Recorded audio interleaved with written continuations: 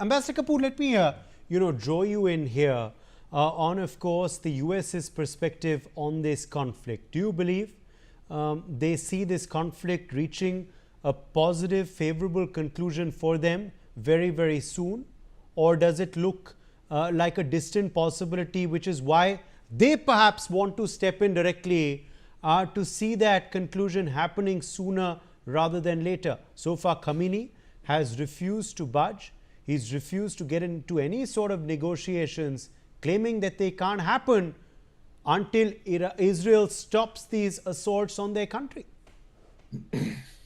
Well, the House is fairly divided in the US in terms of the, various strategic thinkers who think it's a good move or a bad move, or want to move ahead, who don't want to move ahead, who want to try diplomacy and negotiations, or who want to sort of bomb the Fordo site with those massive ordnance penetration bombs.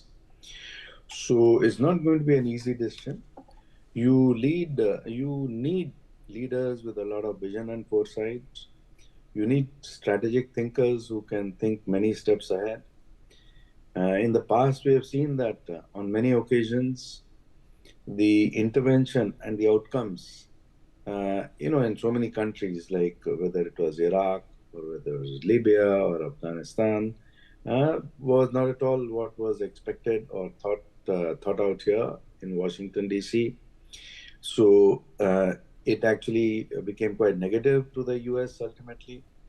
So whether a similar action in Iran also leads to any positive outcomes or leads to negative outcomes is something which will have to be, of course, it's not easy to predict or to anticipate or understand what is going on. But if Iran were to make any missteps in terms of attacking any American facilities or assets or soldiers or bases, then the opinion in the US would immediately coalesce towards, taking action directly by the US against Iran in terms of those bunker buster bombs or the massive ordnance, etc.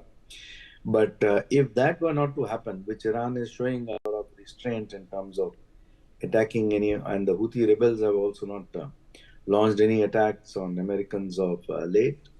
So then it becomes a more difficult choice because Donald Trump personally, because a lot of these issues have now become totally focused on the personalities involved. You have Bibi and Netanyahu on one side, you have Ali Khamenei on the other, you have Trump on the other, and there are, of course, other important players like Putin and many others from the Muslim countries also, who have their own opinions, who have their own personalities and their own views. So to that extent, Donald Trump in person, in terms of his personality also, is more of a deal maker. And he has made many statements before this action started in Iran about how he is not fond of wars, about people dying, etc. So his basic gut instincts are towards that approach. But currently, the statements he's been making in the last 2 days, in particular, of Ali Khamenei saying that we know where he is, and asking Tehran to evacuate, and that unconditional surrender required, etc. So, and plus the pointers which we see with all the US forces prepping very, very seriously for an attack. So it's that's why it's not very easy to forecast at this time. Okay. But a lot of So we